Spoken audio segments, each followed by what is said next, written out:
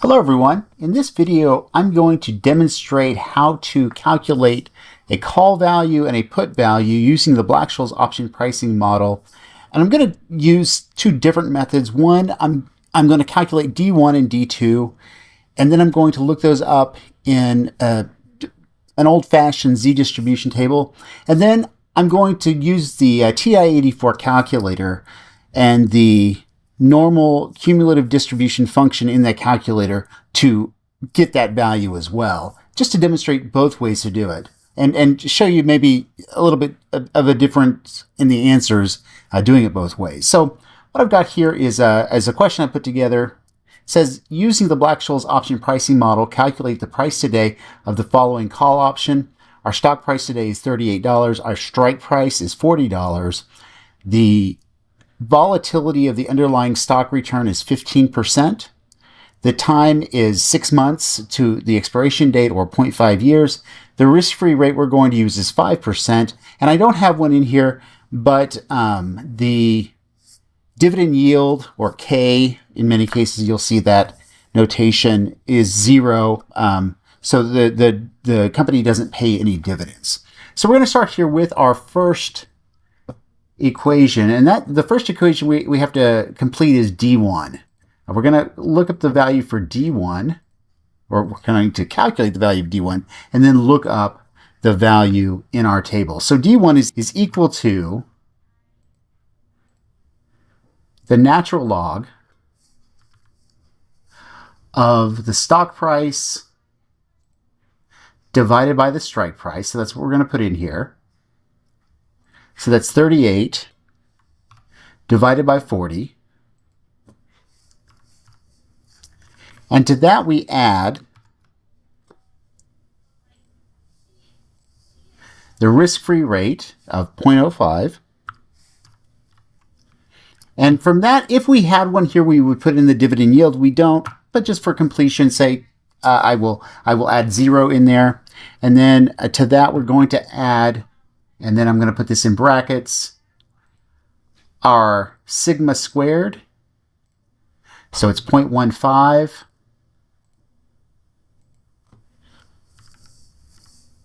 raised to the second power divided by 2, and the risk-free rate minus the dividend yield plus the sigma squared divided by 2. We multiply all that by time, so it's 0.5, and then the denominator is the sigma multiplied by the square root of time. So down here I'm going to put 0.15 multiplied by the square root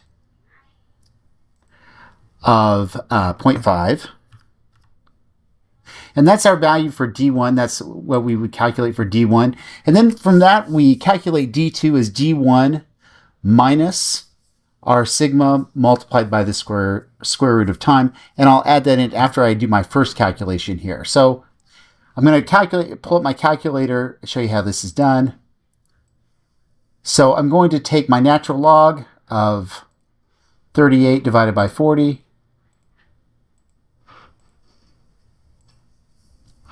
Plus, open parentheses, 0.05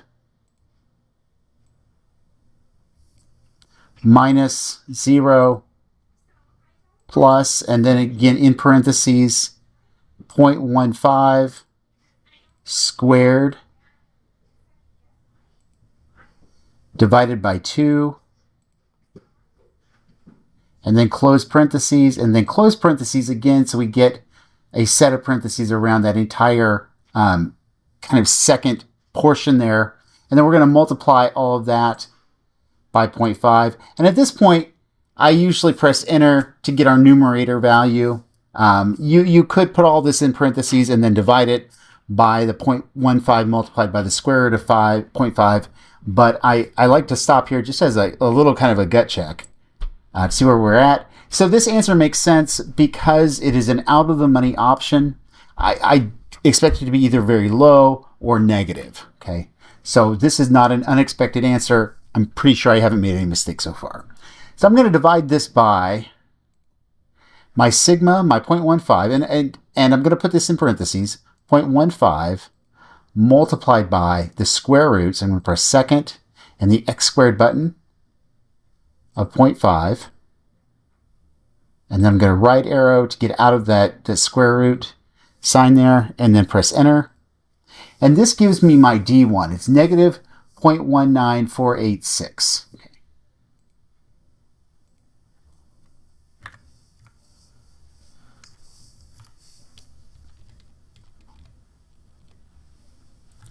D2 is equal to D1.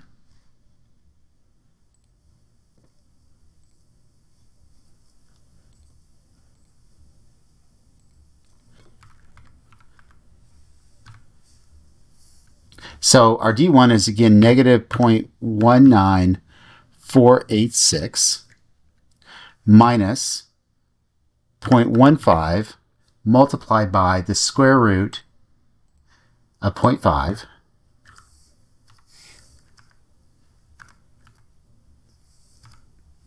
So that's going to be equal to, and again, I'm going to pull up my calculator. So now I'm going to take 0.19486, negative 0.19486 minus 0.15 multiplied by the square root of 0.5. And I get negative 0.3009.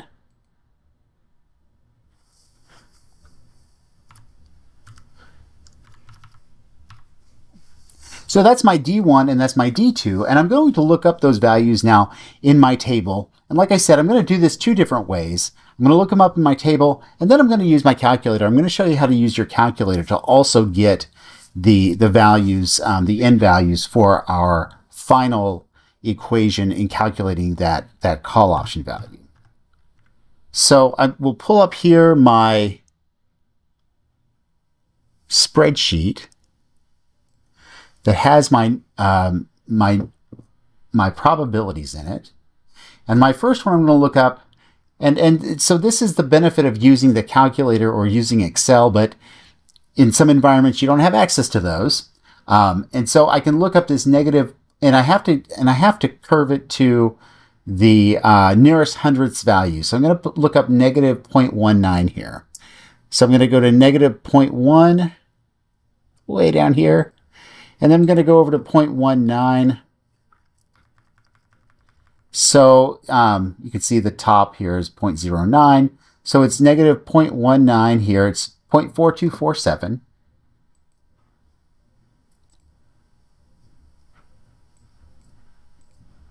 So ND1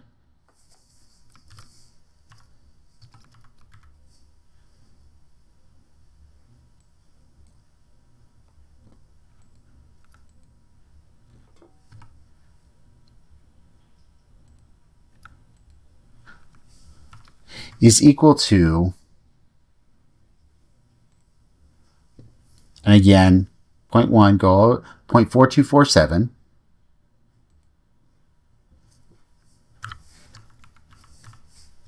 And then ND2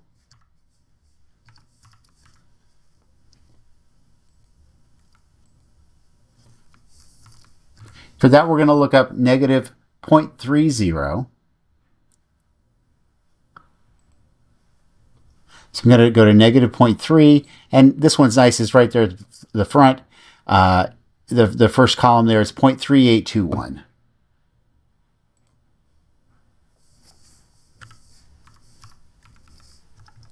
Then finally, my call value calculation looks like this.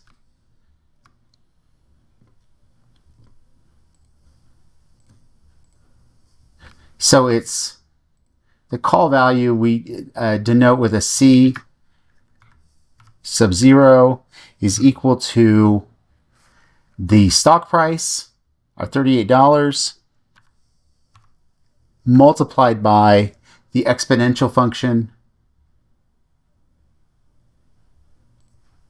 So it's going to be E to the negative dividend yield. So that's just 0 multiplied by our time of 0.5. That's just going to be 1. And then we multiply that by our ND1 of 0.4247. And from that, we subtract our strike price of $40. And again, we're going to take that to the exponential function, or multiplied by the exponential function, raised to the power of the risk-free rate, which in this case is negative 0.05, multiplied by 0.5 our time, and then multiplied by our value for ND2, 0.3821. And then we can calculate that.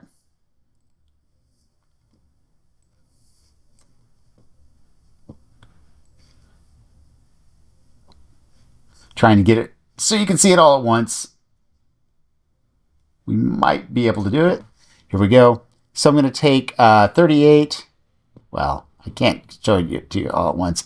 38 multiplied by, I'm going to press second, the natural log button, raised to the power. And again, I'm just being showing you every step here. This doesn't really have any effect on it because our dividend yield is 0. So I'm just taking it. The effect there is just that we're multiplying it by 1. And then I'm going to multiply that by the 0.4247.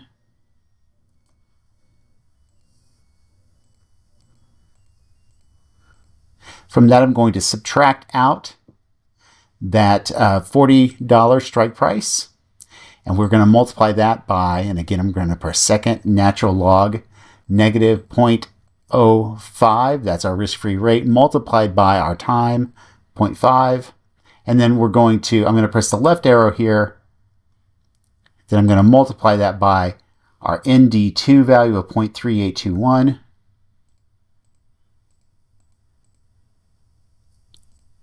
And so my call value, according to this, is $1.23. So I would pay $1.23 for that call option using this approach.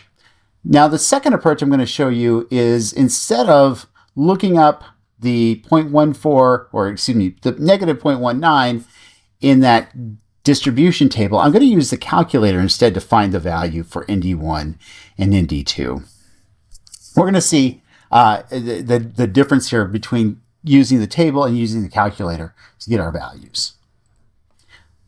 So let's go to our calculator. I'm going to look up the values for D1 and D2 using the NormalCDF function in the calculator. To get to this function, you're going to press second and the vars button here. You can see above it, it says, or it's really kind of small, it says DISTR, so it's distribution. We don't want the NormalPDF, we want the NormalCDF. So we're going to press 2 here. The default here is negative 1 e to the 99. So it's, really any low value is going to work, but this is the default. You can leave it. It works just fine. Changing that by much, it really doesn't have an effect on your answer. Our upper value here, I'm going to go down to this. I'm going to change it to our value here for D1. So I'm going to put negative 0.19486 in it.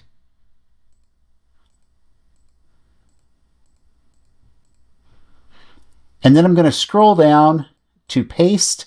So just to let you know, the calculator assumes, and you can certainly change this, but for Black-Scholes option pricing model, we make the assumption that the distribution is a standard normal distribution with a mean of 0 and a standard deviation of 1. Okay, for calculating this value. So you don't need to change that. I'm going to press alpha. Or excuse me, I'm not going to press alpha. I'm going to unpress alpha. I'm going to press enter. And then I'm going to press alpha and then enter. And it's going to give me the value of 0.42275. And so I'll use that instead. So I'm going to replace this 0.4247. Notice there's not a big difference there. It's not going to have a big effect on our answer. I'm going to put in here from the calculator. ND1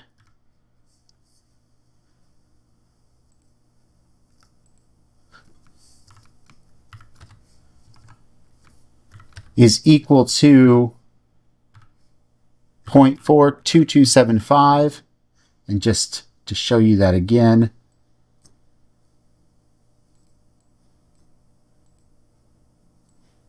that's what I have here, 0.42275. And ND2,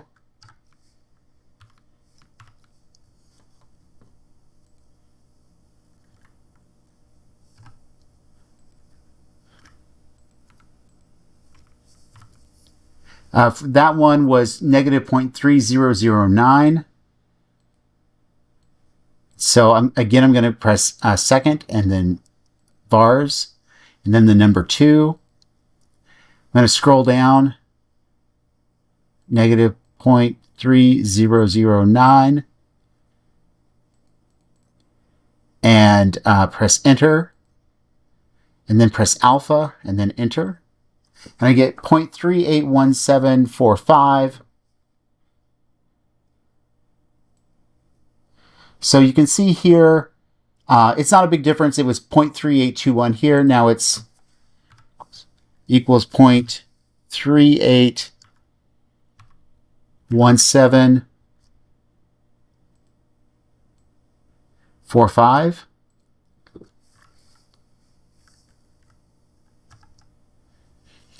So now I'm going to plug those numbers into my equation here.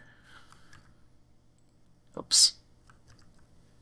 I'm going to replace that 0.4247.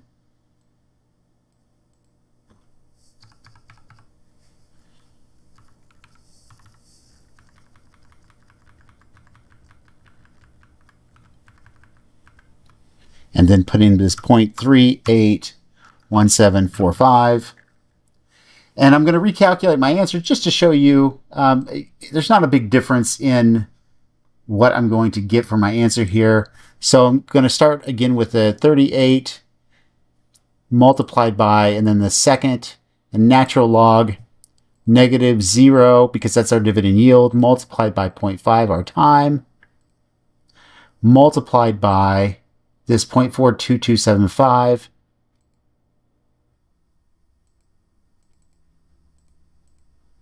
And from that, we subtract our strike price of $40 multiplied by second and then the natural log. Our risk-free rate of 5% multiplied by 0.5.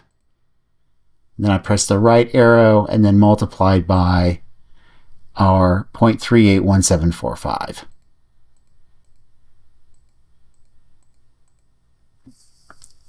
Got all that in now. I'm going to press enter, and I get $1.17. So we get a little bit of a difference there, a 6-cent difference between using the calculator for getting our probabilities and using the table. But that's just a demonstration on how to do that. Let me finish this up by calculating the put value. You can use either value here for that.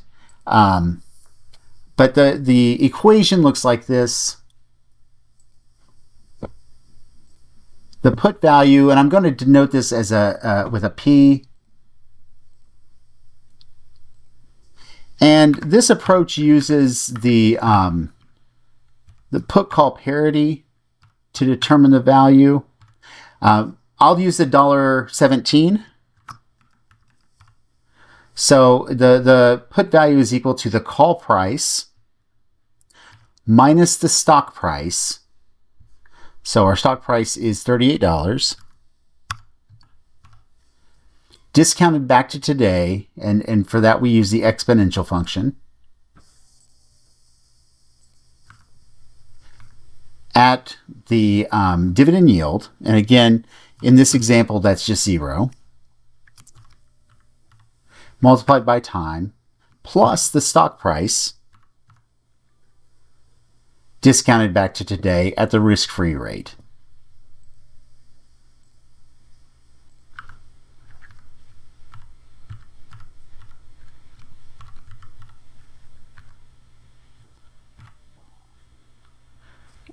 So let's go ahead and calculate that. So I have my $1.17 minus 38 multiplied by second and then the natural log. And again, negative 0 multiplied by 0.5 doesn't have any effect. Plus 40, my strike price, discounted back to today at the dividend yield, multiplied by second, then the natural log, negative 0.05, our risk-free rate, multiplied by our time, 0.5. That's everything there. Alpha, enter, $2.18.